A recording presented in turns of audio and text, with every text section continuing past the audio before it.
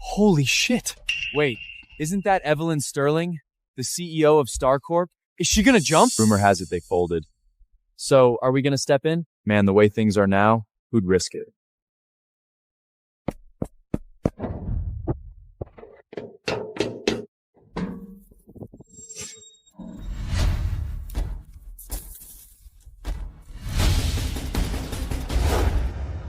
Whoa, what the hell are you doing? Listen, lady, you're way too young for this. You've got your whole life ahead of you. Life is beautiful. Don't throw it away. Excuse me? Who the hell are you, man? I wasn't going to jump. I'm just having a bad day. I just want to be left alone for a minute. So you're just going to stand up here and snulk? Is it really that bad? Yeah, it actually is. What if you fall? Then it's over. Who cares? Suit yourself.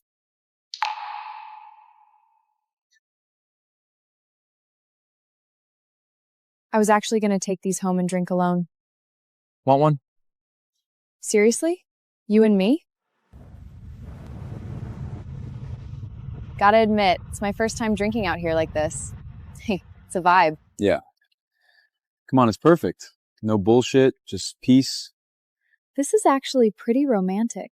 You know, old man, sometimes I genuinely envy you regular folks. Sure, you're broke, but you don't have a care in the world. I feel like you're insulting me, but I have no proof. Oh, no, I didn't mean it like that. I'm just genuinely jealous of you guys. Not a care in the world. Never mind, I take that back. I might be working security, but that doesn't mean I'm broke. Anyway, thanks for having my back today.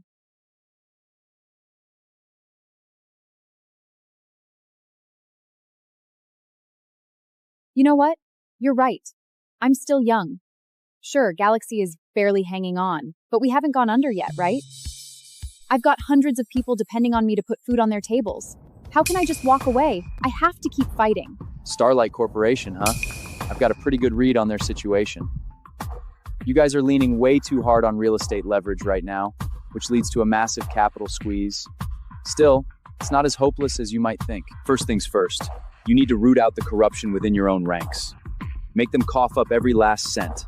Then hit the banks. Freeze the interest for 3 months. Layoffs come last. Around 30%. Oh, so you're dealing with that kind of mess too. Just spread yourselves way too thin. Just pull the plug on those dead-end portfolios. That should keep you guys afloat. It's not the end of the world. Why let it get to you? Are you really just a security guard? Yeah. Huh?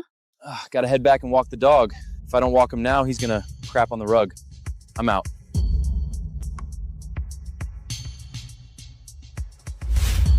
Yeah? Hell no, I ain't going. Gotta walk the dog. Later. Hey, wait! You never told me your name! Arthur Vance. Execute the plan exactly as I laid it out. I expect to see tangible results in 3 days. And pull the plug on the Greenland project. Immediately. Mrs. Sterling, the Greenfield Initiative is already securing bank loans. If we pull the plug now— I said kill it. We're done here. Meeting adjourned.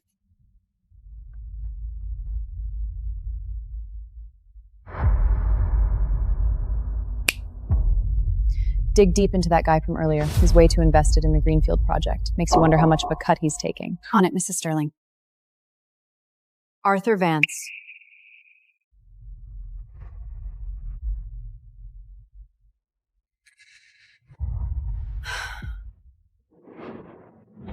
New York is way too damn big. Arthur Vance, you're just a security guard. Where the hell am I supposed to find you? Hey, Martha, get me a brisket sandwich. Load it up with extra meat, will ya? You got it, Arthur. Thanks. Well, look at you, old man. Excuse me? Loaded up with extra meat? Can you even afford that? Wasn't me. Not gonna lie, he's actually pretty handsome. Hey, handsome, how about I treat you to this? Nah, I got it. My treat.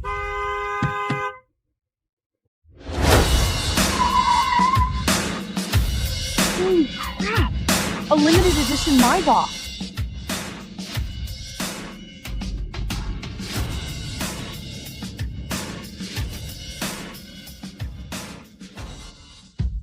Wait, isn't that the rising tech mogul Leo Vance? Oh my god, it is! I saw his interview on TV. He is so freaking hot!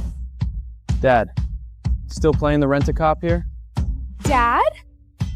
Got a better idea? Hey, What are you doing, Arthur? Not a fan of my cooking anymore? hey, no way. Your food is absolutely amazing. It's just this kid trying to steal my plate. Some major player is hitting town soon. Julian Thorne is coming. They're throwing a massive gala for him. I really don't need people knowing my dad is a rent-a-cop around here. So could you just lay low for a bit? Julian.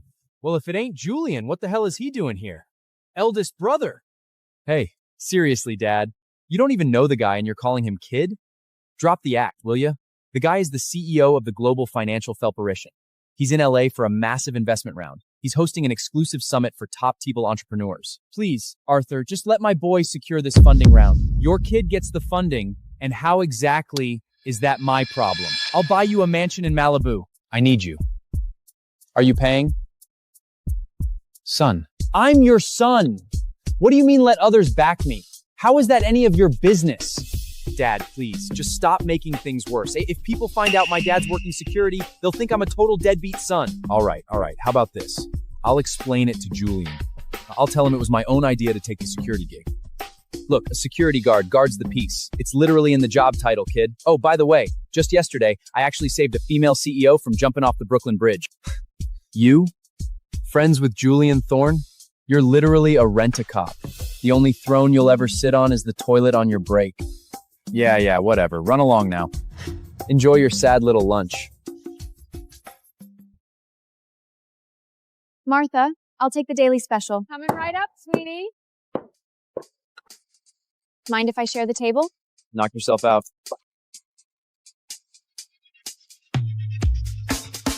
It really is you. And here I thought finding you would be a needle in a haystack. Well, isn't this a pleasant surprise? What, finally decided to see things? Is that Mrs. Sterling? Mr. Vance, the meeting starts in 5. Must be seeing things. Drive. Yes, sir. What's on your mind? Guess you figured it out? No more bridge jumping? Thanks, by the way. So, are you really just a security guard? What else? Do I not look the part? You think I'm cosplaying? Well, Arthur. Where'd you find yourself such a stunning lady? Hey, we just met yesterday. Hey, where's my food? I'm starving here. Coming right up. How about a drink tonight?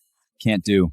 I'm tied up tonight. You're just a security guard. What could you possibly be busy with at night? Look, do I owe you an explanation? A gorgeous woman asks you out and you say no? That's a first for me. How much do you even make a day? 150? Deal. Hold on, for what? Make it 500 to buy you for the night. Whoa, lady. I'm a professional, not an escort. Who are you calling ma'am? And for the record, nobody's after your body. I just want a sip of that.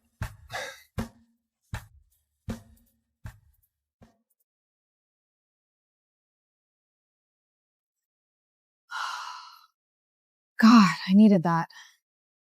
There's so much I can't even say out loud at the office. You know, the company just keeps getting bigger and bigger, but the circle of friends just keeps getting smaller. I can't believe I'm telling all this to a guy I literally just met yesterday. You've got quite a few secrets, huh? So, mystery man, I've spilled enough today. Got any secrets of your own? Nope. You know, no one can deceive me.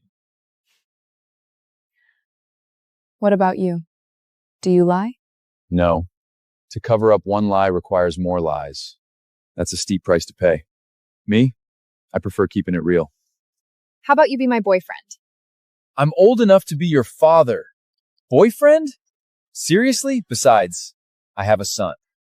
Wait, you're married? Nope. Aren't we progressive? Knocking up your girlfriend out of wedlock?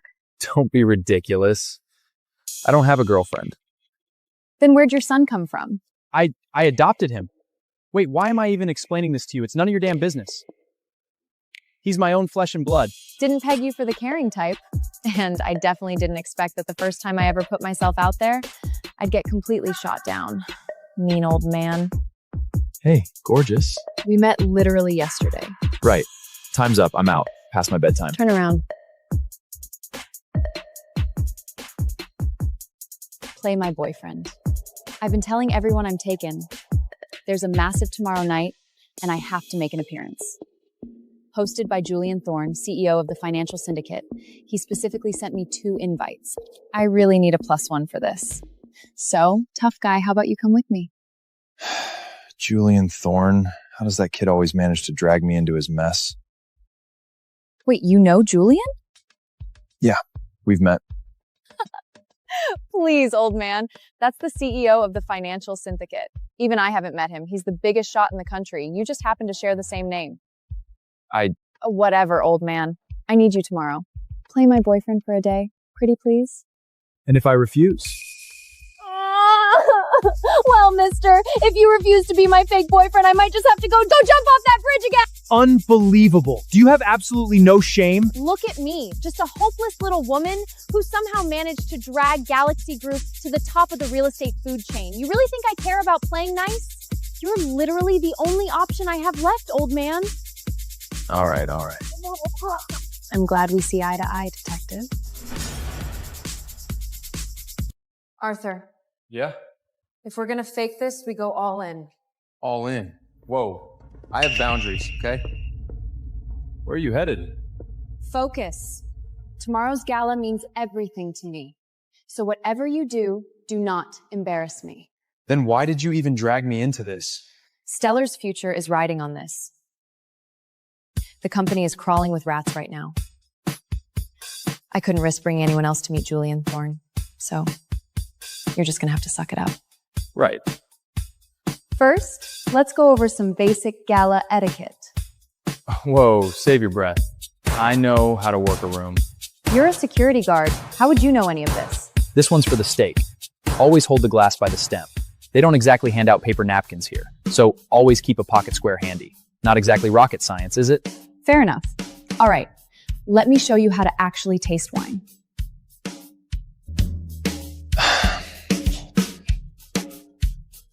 Well. Looks like your collection is mostly Bordeaux blends. Oh, and by the way, this whole setup, that prized Chateau Lafite on the top shelf, hate to break it to you, it's a fake. Excuse me? Give me a break.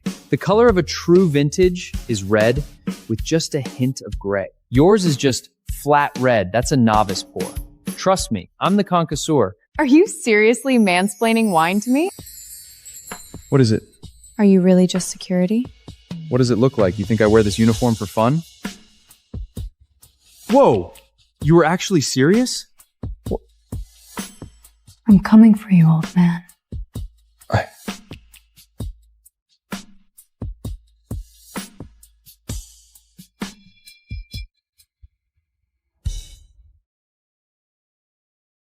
Look, my bed is calling. See ya. Hey! Hey!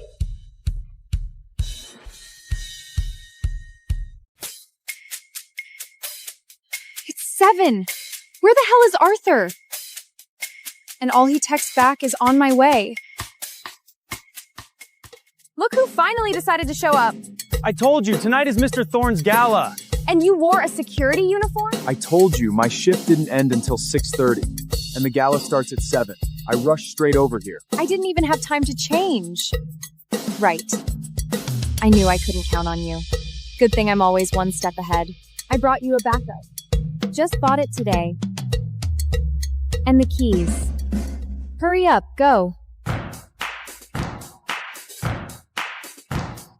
What, you trying to sneak a peek? Come on, enjoy the view. Not that I've got a six-pack anyway. You have zero shame, you know that?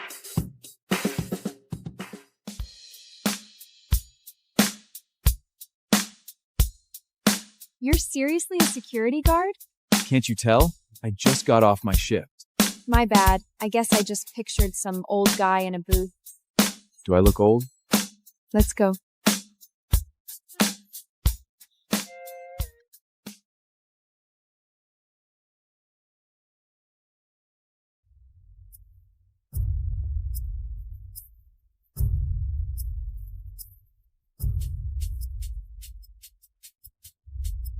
Are security guards all this impressive nowadays?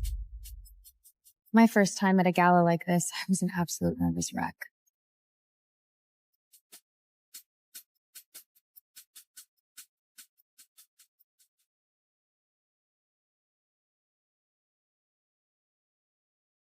Wait, isn't that Evelyn Sterling's new guy from Starlight Group? Damn, he is drop-dead gorgeous. Sure, he's pretty, but what's the point? What's his background? I've literally never heard of him. Never seen him in my life.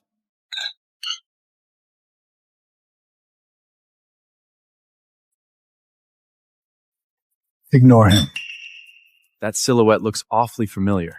Let's go say hello. Evelyn, it's been a while. And who might this is? Your boyfriend, I presume? Yeah, he's quite the catch, isn't he? Pleasure. I'm Victor Black. I work in finance. Right. Oh, and my boyfriend here is in... Arthur Vance.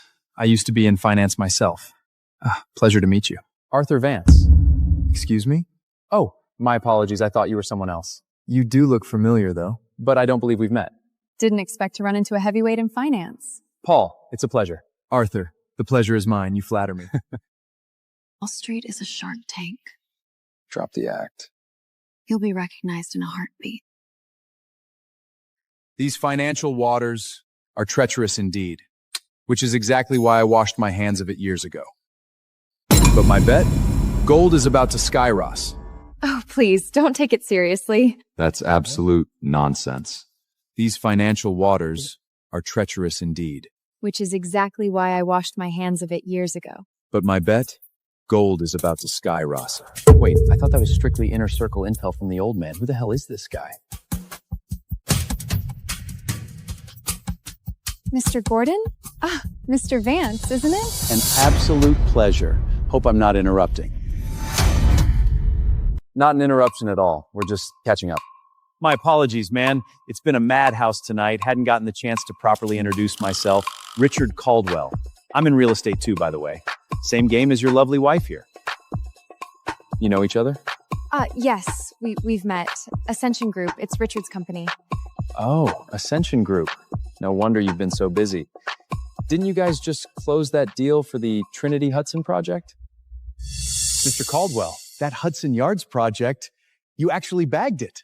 Isn't that still in the bidding phase? Still in the bidding phase, yeah. You're too kind, Richard. Nonsense. Compared to you, Apex Ownership is still punching above its weight. That new Hudson development, I wouldn't even dream of touching. Is that so? Didn't you guys already make your pitch to Chairman Brooks from the real estate board? I was under the impression it was a done deal. Whoa, no way. Why would Chairman Brooks ever stick his neck out for me? Why would he ever do that? Oh, Richard, please. I am so sorry. Arthur is just talking nonsense. Please don't take him seriously. Offended? Come on, not at all. Arthur and I just hit it off right away. Actually, I was hoping to run something by your lovely wife. Just need to steal him for a few minutes.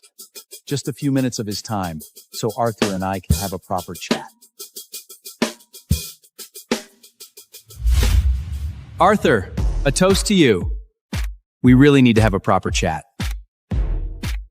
Torres, vintage 87. Arthur, a man of refined taste, I see. Perfect timing. I actually had my guy bring over a bottle, a private reserve straight from Chateau Lafite, their absolute finest Malbec. Come on, let's get a pour. Arthur, you really hung me out to dry on this one. That riverfront development project. I'll admit I pulled some strings with Chairman Davis to land it, but I haven't even gone public with it yet. Looking to make a quick killing on Wall Street, were we? Can't slip anything past you, Arthur. Ladies and gentlemen, allow me to introduce the one and only Mr. Arthur Vance. Cheers, Vance.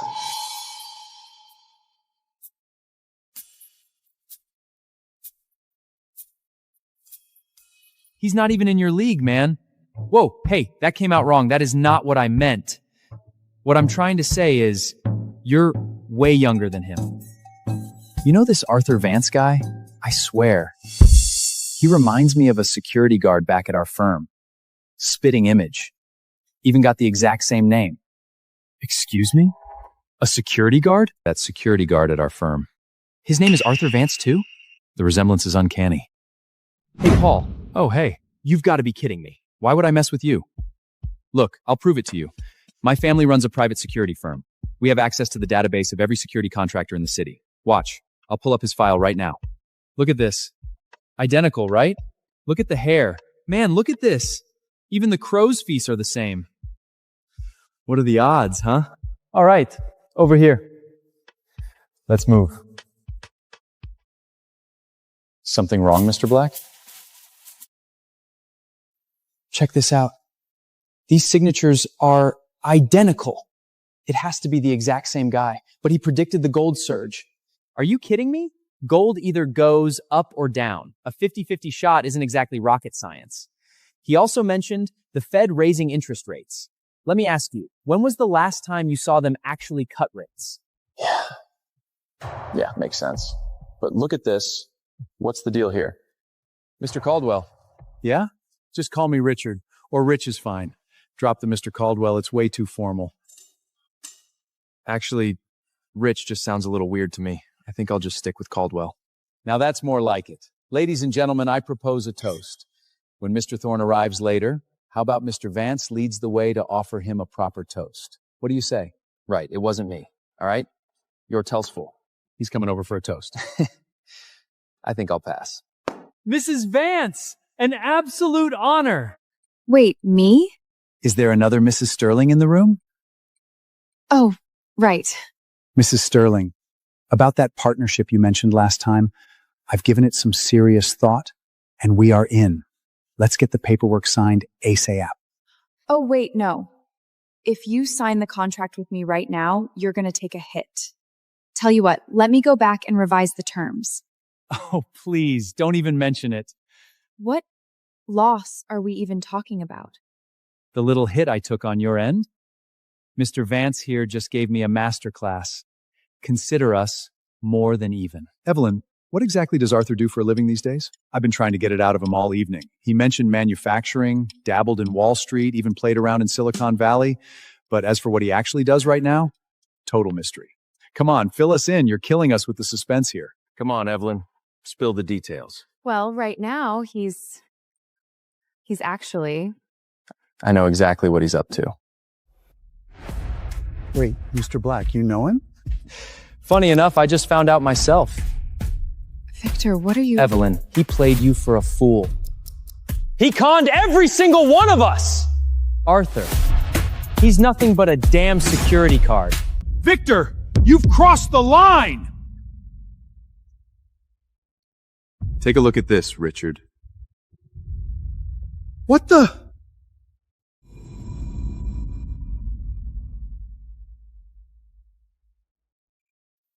What the... Take a look, gentlemen. See for yourselves. Evelyn, your turn. You need to see this too. Arthur, what the hell is going on here?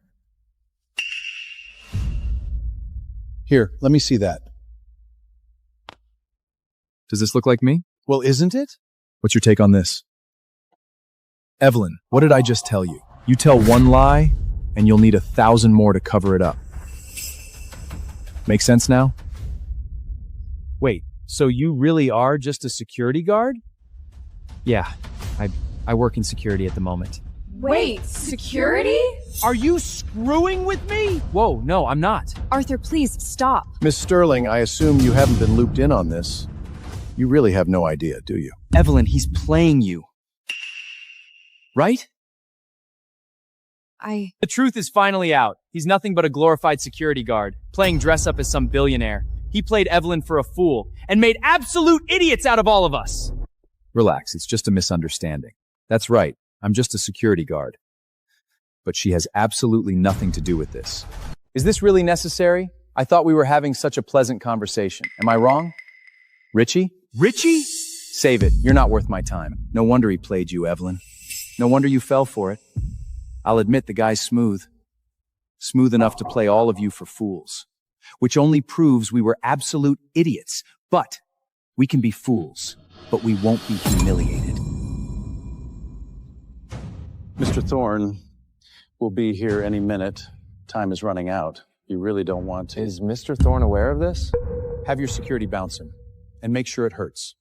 Do that, and I might just consider letting this slide for your father's sake. Otherwise, things are going to get very ugly for everyone. Mr. Thorne wouldn't be too happy about it either. very displeased. No. I get why you're upset. But what gives that Thorn kid the right to be pissed off? That nobody? You hear that? Go on, shut his filthy mouth for him.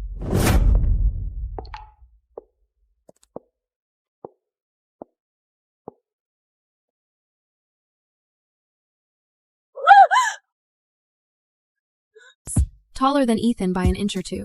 Black overcoat, dark suit underneath. Sharp features, a great build, legs that went on forever. I squinted at him for a moment, then shook my head. No way. Year 7 with Ethan Harlow. I'd secretly bought a wedding dress, worked up every ounce of courage to propose to him. But as luck would have it, I was a few minutes late to the party that night. I walked in just as he was talking with his friends. I stood by the door, listening to the voices inside. Quinn. He lit a cigarette, grinned lazily. Yeah, I'm over it. 7 years, man. Wouldn't you be? The others laughed along. Fair point. 7 years, even a goddess gets old. Though Quinn's genuinely stunning. That body, too. Remember Ethan's birthday last year? She wore that red dress and every guy in the room couldn't look away. Seriously, Ethan, you used to be so crazy about her. You really done? Ethan's voice was flat. When do I ever say things I don't mean? So, you wouldn't mind if I went after Quinn? He blew out a smoke ring, barely interested. Go for it. As long as you're both fine with it. Dude, have some self-respect. You really want Ethan's leftovers? More laughter. I didn't go into that room that night. I texted him some excuse about a headache and went home. Ethan didn't ask a single question, just hung up. Whatever was left of my will to stay, it died that night. 2 days later, everyone in their circle was talking. Ethan was chasing some sophomore, performing arts school. Young, soft, naive. He always pursued others in a grand fashion, just like he did with me back then, showering them with flowers, fancy cars, and jewelry. The girl couldn't resist his advances at all. They soon got together. At a friend's dinner, Ethan walked right in with her on his arm. The room went quiet the moment he stepped through the door. A few of my closer girlfriends shot me worried looks. I smiled. Why'd everyone go quiet? What are you all staring at? Ethan settled the girl into a seat and finally looked at me. Quinn. Perfect timing. Let's just say it plainly. Sure. Go ahead. Mia's young. She's genuine. I actually like her. I don't want to do her wrong. I gripped my hands together. The ring on my finger pressed into the flesh, deep and sharp, but I couldn't feel a thing. He stroked the girl's hair. She deserves love real. I nodded lightly. I understand. We can still be friends. Anything you need, just say the word. That's okay. I smiled, stood up. If it's over, let's make it clean. No point confusing anyone. Ethan raised an eyebrow, slightly surprised. Fair enough. You all enjoy the dinner. I'll head out. Want the driver to take you? No, I'll grab a ride. I walked out and pulled the door shut behind me. Through the gap, I heard someone ask, How long do you give her this time? 2 days. She seemed actually upset this time. I'll say a week. Ethan laughed cold. 3 days. She'll be crying back to me before then. Every single time. Getting tired of watching it. Yeah, because Quinn's obsessed with you. Everyone knows how far gone she is. I smiled bitterly to myself, clutched my bag tighter, and walked fast toward the elevator. Back at the apartment, I went to the back of the closet and lifted down the dress. I'd waited half a year for it. A custom order. No returns. Such a shame. I'd never get to wear it. I found a pair of scissors and cut it apart. It had no business being here anyway. Before I left, I took off the ring and set it on the coffee table. I didn't take much. My personal things. Everything else I left behind. I thought about it, then wrote him a note. The apartment and everything in it. Do whatever you want with it. Don't ask me. I booked the earliest flight to Miami. My best friend had moved there earlier that year. She dragged me out for shopping and afternoon coffee. That evening, there was a small get-together. Old classmates. Old friends. Midway through the drinks, the door swung open. A few of the girls immediately lit up. Lucas? Since when do you show up to things like this? Seriously, what brings you out tonight? Had a meeting next door. Heard there was a reunion. Figured I'd drop by. Lucas said this, never taking his eyes off me. My best friend pinched my arm. Quinn, he came for you. I looked at him through slightly unfocused eyes. Taller than Ethan by an inch or two. Black overcoat, dark suit underneath. Sharp features, a great build, legs that went on forever. I squinted at him for a moment, then shook my head. No way. We haven't talked in years. She wasn't listening. She called out to him directly. Lucas, could you do me a favor and drive Quinn home later?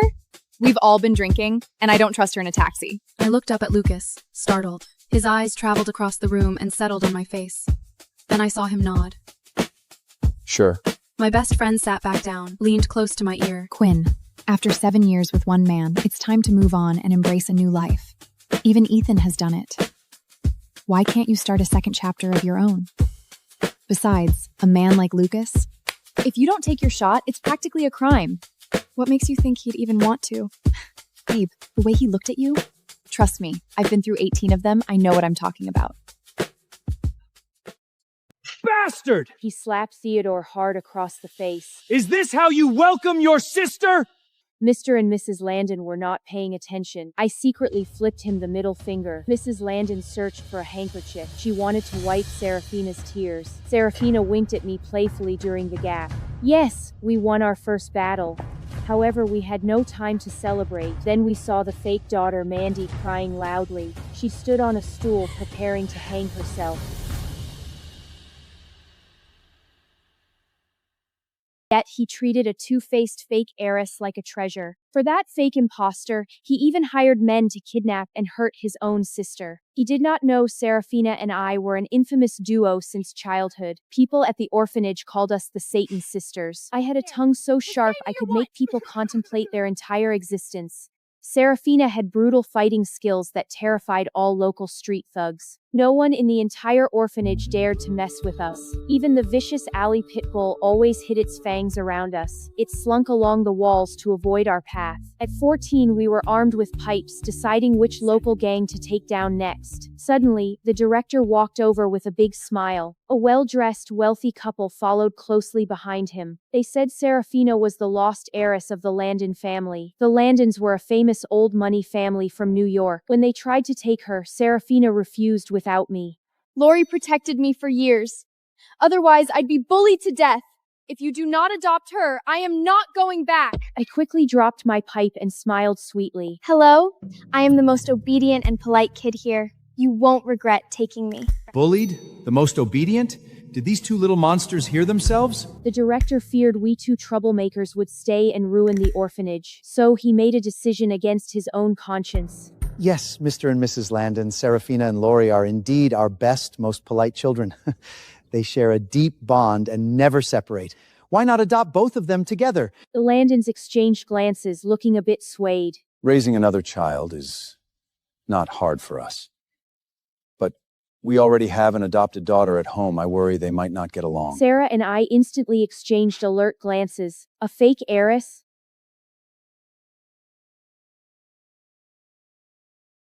I could not let Seraphina go back alone then. If that girl was a two-faced bitch, Sarah would get eaten alive in that house. Mr. and Mrs. Landon, Sarah might get depressed and suicidal in a new environment. If you take me, I promise to accompany and care for her. Yes, if you disagree, I will jump off the Brooklyn Bridge tonight. I mean what I say. Terrified, Mrs. Landon quickly grabbed my bestie's hand. Mr. Landon let out a long sigh. The couple finally compromised. We can take you, but there is a younger sister at home. I will get along well with my sister. Do not worry, Mom. The director was moved to tears. He wished he could fire confetti cannons to send us off. This is wonderful! Congratulations, Mr. and Mrs. Landon, on getting 2 daughters!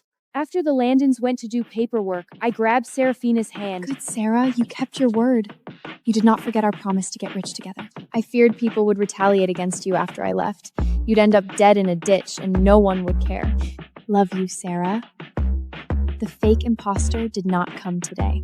She probably did not want you to return. If she is a bitch, I will help you. Help you deal with her. We were invincible in the orphanage through our perfect teamwork over the years. I hit people's sore spots with harsh words to drive them crazy. She knocked the furious people down with her fists. But Seraphina had no experience dealing with two-faced hypocrites. Good Lori, our future wealth depends entirely on you. Do not worry. Leave it to me. After finishing the paperwork, we got into a luxury car. Mrs. Landon briefly introduced their family during the ride. Besides the adopted daughter, they had a biological son. He was 2 years older than Seraphina. Seraphina got lost at age 5 because of him. The culprit did not even come to pick her up. Clearly, he did not welcome Seraphina's return. The car drove through the busy streets of Manhattan. Finally, we entered a massive iron gate. The Landon estate was as huge as a small castle. As we got out, we saw a gloomy boy with crossed arms. A tall guard dog sat right next to him. Theodore's expression turned foul while scanning us. It looked like someone sprayed cheap perfume on his custom suit. My bestie and I held hands. We called him brother with sweet voices. Theodore's expression twisted visibly. Did you actually adopt another one? Mr. Landon explained I was just an addition. He said I had no inheritance rights. Theodore finally let out a reluctant sigh of relief. I warn you, never bully Mandy. Otherwise, do not blame me for being ruthless. After that, his guard dog barked at us immediately. Hearing this, I quickly hid behind my bestie. I pretended to look very timid. Sarah, why is your brother so biased? If he protected you like this back then, you would not have suffered. You would not have spent years in that miserable orphanage. My hidden meaning was very clear. Theodore was the culprit who lost his real sister. Yet he felt no guilt at all. He even threatened us to protect a fake sister. Was his brain broken? Sure enough, Mr. and Mrs. Landon's faces darkened instantly. Theodore turned red with rage. He wanted to talk back immediately. I quickly pinched Serafina's waist. Serafina understood my signal instantly. Since Theodore dislikes me so much, I will go back. I should return to the orphanage. Lori, let's go! Mr. Landon panicked. He rushed forward. Bastard! He slapped Theodore hard across the face. Is this how you welcome your sister? Get lost with your dog! He glared at us with deep resentment. His lips trembled, but he dared not speak. Mr. and Mrs. Landon were not paying attention. I secretly flipped him the middle finger. Mrs. Landon searched for a handkerchief. She wanted to wipe Serafina's tears. Serafina winked at me playfully during the gap. Yes, we won our first battle. However, we had no time to celebrate. Then we saw the fake daughter, Mandy, crying loudly. She stood on a stool, preparing to hang herself. I stepped right into Chase's path and held it out. Thanks for helping me move in the other day. I didn't wait for a response, ducked my head like I was shy, and walked back to Jade before he could say anything. His teammates lost it immediately, elbowing him and making noise. The way Jade looked at me shifted. There was awe in it now. It started with a housing reassignment. The dean stopped me in the hallway. We're planning to move you into Ridgewood 302 to take Lauren's place. What do you think? Lauren, the one before me, had ended up in the counselor's office twice. Her roommates were bad girls, led by Jade. They had burned her. I draw the short straw. And I don't have a choice in this? You're here on a full scholarship, one that's funded by our donors. I trust you know what's expected of you. Everyone else at this school had money or connections. I had neither. So I'm just some poor schmuck supposed to accept it, huh? I'd been fidgety all noon, unable to settle down. If I moved in, I'd end up like Lauren. Or worse. Then the back door swung open, and Chase walked in with half the lacrosse team. I watched him drop into a seat and pull out his phone. And just like that, I had an idea. Chase was the school alpha, captain of the lacrosse team. The kind of guy Jade's clique would never go after directly. If I could make it look like we were close, even just for a few days, it might be enough breathing room to figure out the rest. I walked over and set a completed problem set down in front of him. Today's homework. He didn't look up from his phone. I slid it closer. Fed up, he was about to tear it up, only to find it had already been filled out completely. Then he finally bothered to look at me properly. The dean asked you to help me move. It wasn't exactly humiliating for him. I'd even had the sense to sweeten the deal with a finished homework set. Considerate of me, I thought. That afternoon, I walked into Ridgewood 302 with Chase carrying half my boxes. I slid the key in and pushed the door open. There was Jade, seated in the chair, a circle of bad girls flanking her. The whole scene, set up like an interrogation.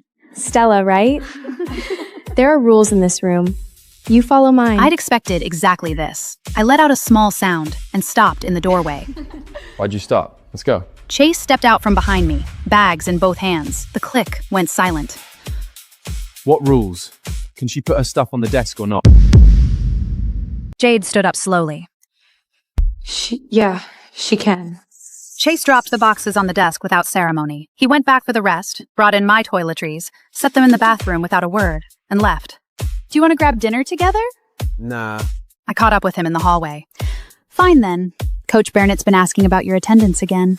Be careful. I watched his back disappear around the corner. Then I turned around, put on my best expression of lingering affection, and closed the door. The atmosphere in the room had shifted entirely. So you and Chase, what's the deal with you two? I glanced up and tucked my hair behind one ear, smiled shyly, and sang nothing. Sometimes silence was the whole answer. The bad girl's eyes instantly filled with awe. They could push around any ordinary girl, but Chase Hartley's girlfriend? I finished unpacking, moved my shampoo to the shelf closest to the door, the perfect spot. I could just stand relate. Nobody said a word. A few days passed. Ridgewood 302 was quiet. Everyone was being oddly polite. Until one afternoon, I ran into Jade outside the dining hall. She was alone, which was unusual. Eating alone? Where's Chase? My stomach dropped. She was starting to wonder. Right on cue, Chase and his teammates came out of the gym across the quad. I pushed my hair back, gave my brightest smile. Practice ran late. Knowing him, he probably hasn't eaten anything. I jogged over to the vending machine by the gym entrance and grabbed a carton of chocolate milk. Then I stepped right into Chase's path and held it out. Thanks for helping me move in the other day. I didn't wait for a response, ducked my head like I was shy, and walked back to Jade before he could say anything. His teammates lost it immediately, elbowing him and making noise. The way Jade looked at me shifted. There was awe in it now. Does he actually drink that stuff? No idea. I like it, so I bought it. To her, I was now the girl Chase Hartley lets feed him chocolate milk. Not far off, Chase glanced at me. Then, against all reasonable expectations, he had bitten down on the straw. He was walking back toward the dorms, drinking it, like this was completely normal. He left something on my desk. Our photo, cut into tiny pieces. I couldn't even make out our faces. Slept for 6 years. Griffin pinned me against the dark stairwell. Serafina, you really think you can keep sleeping with your brother forever? But he doesn't know that this time, I'm no longer the one at his mercy. We're done. Time to wake up. I didn't tell him the truth. Didn't tell him I'd already agreed to marry his friend. And my wedding would happen first. At Thanksgiving dinner, my stepbrother Griffin finally came home. After 3 months of ghosting me, he wore a perfectly tailored suit. A stunning woman was clinging to his arm. Everyone, this is Brielle, my girlfriend. Welcome. My mother's entire face lit up. Griffin pulled out Brielle's chair and poured her wine, every move deliberate and attentive. At the head of the table, my stepfather Harrison smiled approvingly. Well, looks like Griffin finally came to his senses. For a while there, I thought my son would never bring a woman home. No one at that table knew the truth. We'd been sleeping together in secret for 6 years. Footsteps followed close behind me. I turned around, and Griffin was right there. Griffin and I were never just brother and sister. When I was 14, my mother married Harrison Ashford. His son, Griffin, was 1 year older than me. The summer I turned 18, I cornered him in the pool house and told him how I felt. You serious? Fine. But if our parents lose their minds over this, you'd better have my back. I took that as a yes. I followed him to college in London. Glass shattered across the ballroom floor. Champagne splashed all over one of our key business partners, Mr. Harrison.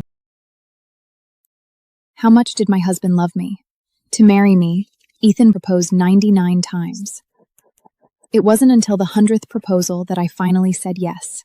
Olivia Quinn, you're the only woman I'll ever love. If you say no today, I'll come back tomorrow. And if tomorrow doesn't work, I'll come back the day after that. I'll keep asking until you finally believe me. That day, in front of our families and closest friends, I finally gave in. On our wedding night, I gave him a crystal box. Inside were 99 second chance cards. Each card represented one mistake I was willing to forgive. As long as there were cards left, I promised I would stay. 5 years later, every time he broke a promise because of his young assistant, Chloe Hart, he used one up. Then, one day, he realized something had changed. I no longer cried and begged him to stay. The only thing I asked was, if you leave with Chloe tonight, can I use another second chance card? Of course. It's not like I've used that many. Use one if you want. I nodded and watched him walk away. What he didn't know was that tonight was his 97th card, and there were only 2 left. Tonight was Blackwell Group's celebration gala. It was also my third day out of the hospital after liver surgery.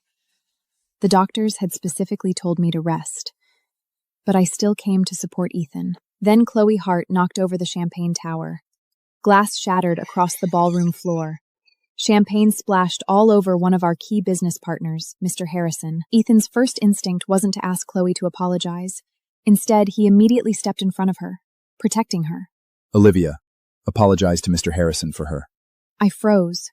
For a moment, I thought I had misheard him.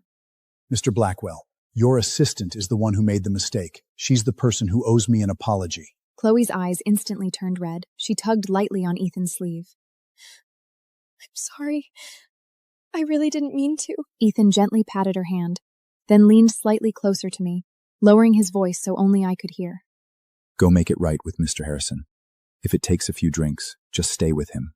Keep him calm. He had forgotten that I was only 3 days out of surgery. The doctors had made it clear that alcohol was off limits, or maybe he simply didn't care. Whispers spread through the ballroom. Everyone knew it wasn't my fault. Everyone could see Ethan was determined to protect Chloe. I wanted to refuse, but Ethan seemed to anticipate that. Silently, he mouthed 2 familiar words, second chance card. 5 years ago, Ethan Blackwell had proposed to me 99 times. To honor that love, I created 99 second chance cards on our wedding day. As long as there were cards left, our marriage would survive. For the first 3 years, Ethan never used a single one. Then Chloe entered our lives. In just 2 years, he burned through 96 cards. And tonight, he used the 97th. The gala had just ended. Without thinking, I walked toward the front passenger seat and reached for the door handle. A sharp click. The doors were locked. Through the tinted window, I saw Ethan slowly roll his window down. His expression was calm. Take a cab, I just had the interior detailed. You smell like alcohol. It's unpleasant. If this had been before, I would have immediately tried to explain myself, tearfully insisting it was just a little alcohol, nothing serious. But this time, I just nodded. All right, drive safe. For a brief moment, his grip on the steering wheel loosened. He looked at me like he wanted to say something. Before he could say another word, Chloe had already walked over. Ethan, I'm ready. We can go. She was wearing the formal jacket I had picked out for him that morning. The dress underneath still carried faint stains from the champagne tower incident earlier, but Ethan showed no sign of discomfort. In fact, he adjusted the collar of her jacket with careful hands. It's cold outside. Don't get sick. That soft and controlled tone was a different world from how he had spoken to me moments ago. Only after that did he turn back to me. A brief flicker of hesitation crossed his eyes. Don't misunderstand. Chloe just graduated. She's not used to these kinds of events yet. I'm just looking out for her. I understand. You've already used the second chance cards anyway. I won't be upset. He froze. He mouth opened slightly as if he wanted to respond, but before he could, Chloe sneezed. His attention snapped back to her instantly. Go home early. The door closed. The car pulled away into the Manhattan night, disappearing down the street. I stood there for a long time until the cold finally settled into my bones. At home, I pulled out the box where I kept the second chance cards. It used to be full. Now there were only 3 left. Without hesitation, I took out card 97, tore it in half, and dropped it into the trash. Then I opened my laptop and started drafting the divorce agreement with Ethan Blackwell. For fairness, I called a professor from my law school days. She had supervised my thesis and had been one of the most trusted academic mentors in my career. Professor, if I were to divorce Ethan, how should the assets be divided? A divorce? Everyone at the university still remembers how he proposed to you 99 times. How did it come to this? How did it come to this? I repeated it to myself. Maybe it started with the increasingly familiar scent of women's perfume on him. Maybe when he started coming home later and later. Or maybe when those second chance cards began disappearing one by one because of Chloe Hart. I looked at the box. My voice was steady. When he uses the last 2 chances. At that moment, the door opened. What chances? Ethan stood in the doorway, a paper bag in his hand, tone casual, but his eyes had already changed. I hung up the phone and calmly closed my laptop. Nothing. I was just talking to my law professor about some divorce-related matters.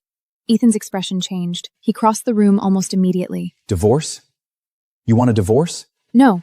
It's a case she's working on. She wanted some opinion. He studied me for a few seconds before the tension in his face eased slightly.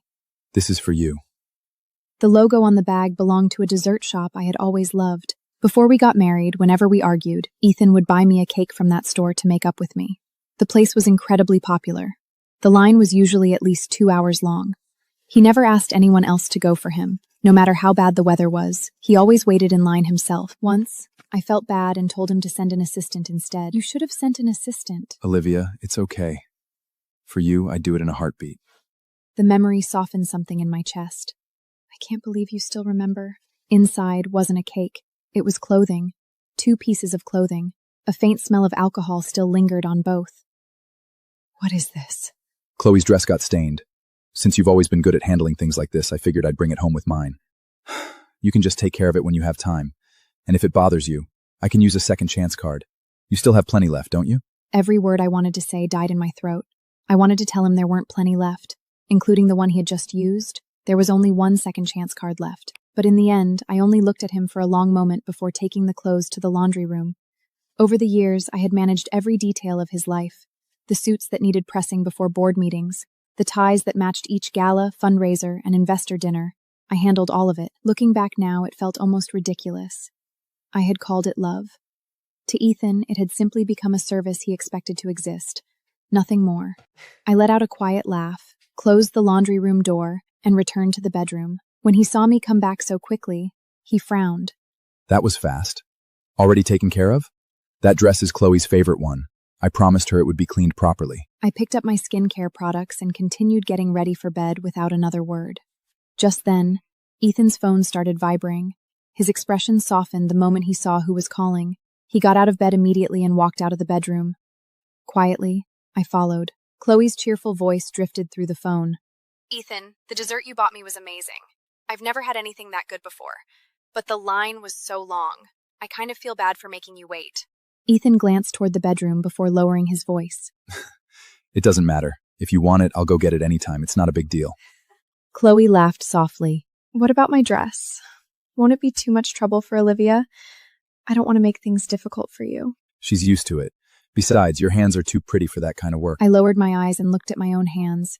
Years of taking care of a household had left them no longer soft or delicate, so he had noticed. He had simply never cared. Unable to listen any longer, I retreated into the bathroom. 10 minutes later, there was a knock at the door. Olivia, there's something I need to handle at the office. I have to head out. Get some rest. Okay. Ethan. He stopped. I looked at my reflection in the mirror, at the tears silently running down my face. My voice was barely above a whisper. If you don't come home tonight, can I use a second chance card? Before I could understand, she suddenly leaned backward and fell down the stairs. My 3 brothers heard the noise and rushed over. Chloe threw herself into Lucas's arms, sobbing. Chloe, the fake heiress, falsely accused me of pushing her down the stairs. My 3 brothers mercilessly locked me in the underground wine cellar. Suffering from claustrophobia, I could barely breathe in the darkness. I pounded on the iron door, begging them to at least leave me a light.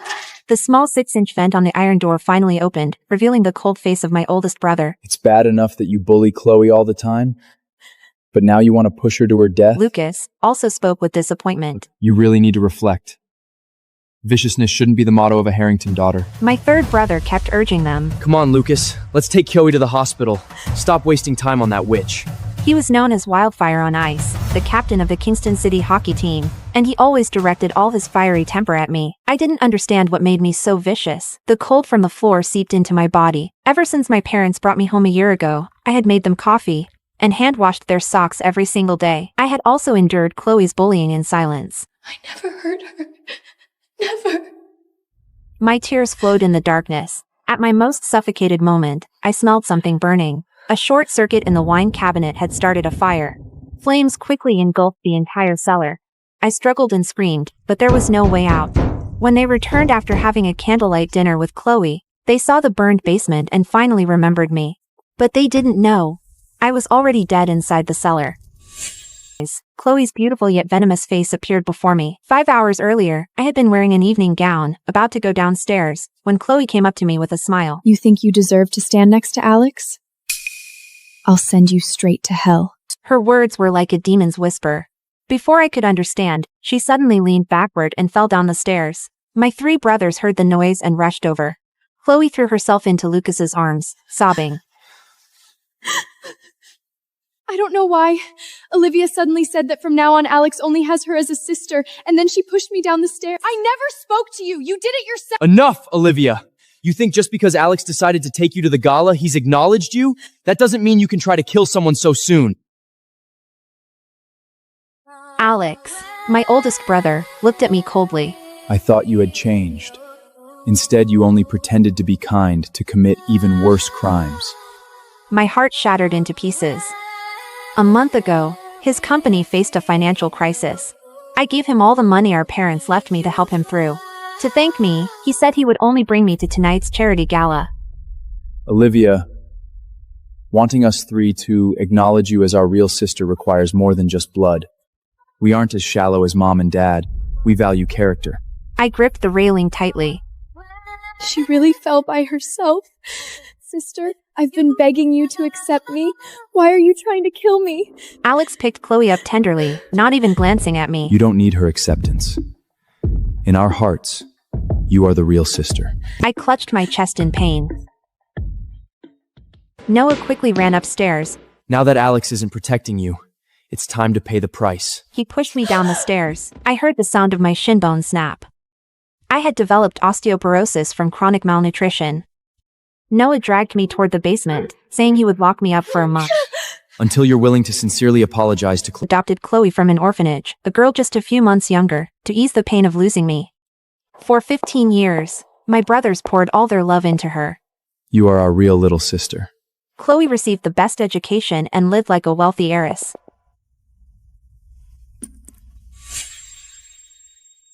The first time I came home a year ago, I walked in to find my 3 brothers surrounding her in a sea of flowers, showering her with luxury gifts piled almost to the ceiling of the living room for her birthday. They couldn't accept me, the country girl. Noah even questioned whether my parents had the wrong person. I've already done 3 DNA tests. Just look at her face. My father, Raymond Harrington, recognized me the moment he saw me. Only after I insisted did my parents reluctantly arrange DNA tests with 3 different companies. Only when the results were conclusive did I agree to go home with them. They died. I worked and studied alone. When I came back here holding my parents' hands, I had hoped to find the warmth of a family and my brother's love. I never imagined they would eventually throw me into a fire.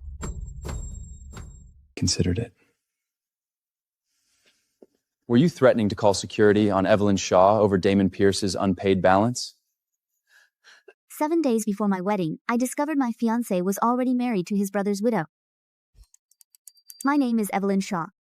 A week before my wedding, I flew back from London to finalize the paperwork for my marriage to Damon Pierce. The wedding planner wanted floral approvals. The venue needed final guest numbers. Whether the seating chart should read Evelyn Shaw or Evelyn Pierce's. I had stared at that question for a long time. For 8 years, I had been waiting to become Mrs. Pierce. That morning, I sat across from my attorney in a private office. My attorney, Marion Vale, flipped through Damon's financial disclosures. Then her pen stopped moving. Evelyn, has Damon ever been married before? I frowned. No. Why? She turned her screen toward me. A marriage certificate filled the monitor. Damon James Pierce and Clara Marie Bennett, filed 14 months ago. I stared at it until the letters blurred. 8 years. I had spent 8 years building that man from nothing. His company, Pierce Digital, I funded the seed round. His penthouse on the Upper West Side, my down payment. His Porsche, his investor network, his reputation as a self-made tech genius, all of it was mine. Handed to him piece by piece, while I stayed behind the scenes, because he said he was not ready to go public with us. She's his late brother's widow. He told me he was just helping her with legal paperwork. My attorney's expression told me everything her words did not. I picked up my phone and called him. I said, "The prenup lawyer found your marriage certificate, Damon." 2 seconds of silence. Damon said, "It's not what you think. Clara needed legal protection after my brother died. She has a daughter. I married her on paper so Lily could stay on my insurance and benefits. It means nothing." You've been legally married for over a year. And I would have told you eventually. You've waited 8 years, Evelyn. What's a little longer? I closed my eyes. I have no interest in married men. Then I hung up. The last 8 years hit me all at once.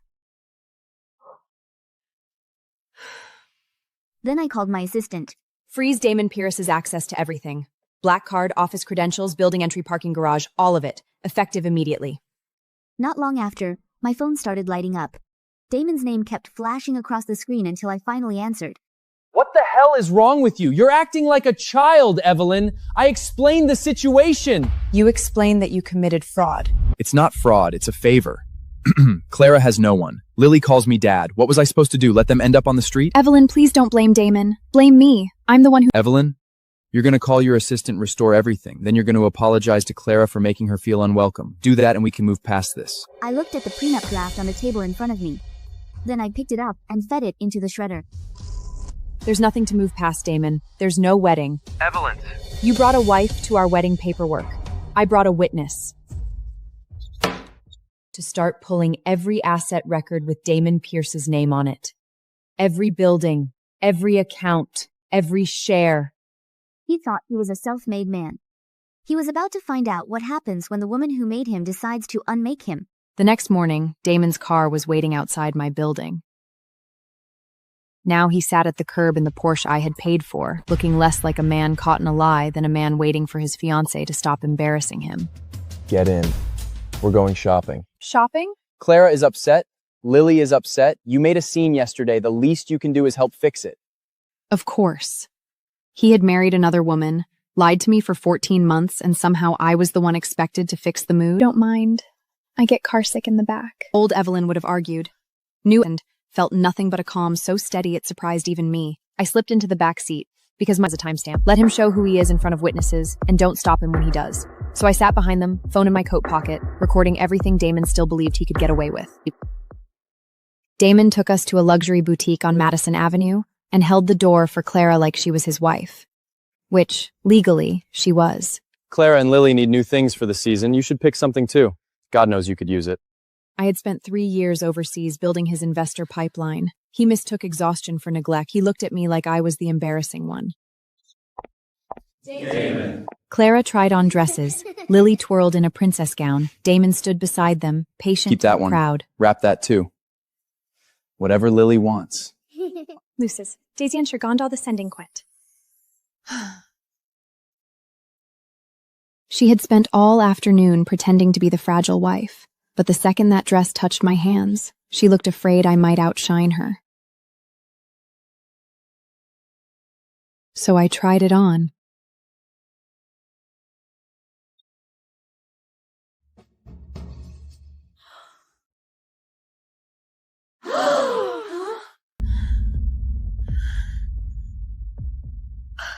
Clara was checking the child who had just shoved me. It's okay, sweetheart. Nobody's going to yell at you. She's a child, Evelyn. Don't make a scene. She pushed me. Keep your balance. That's not her fault. You saw what happened. Let's go. She's not worth upsetting Lily over. I changed back into my own clothes. When I stepped back out, the VIP lounge was empty. No Clara, no Lily, no Damon. Only the sales associate behind the counter, wearing the smile of someone who had already decided I was the problem. Mrs. Shaw, Mr. Pierce has left. He's charged all selected items to your personal account.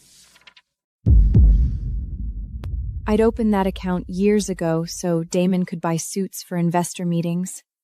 Now he'd used it to dress the wife he'd hidden all along.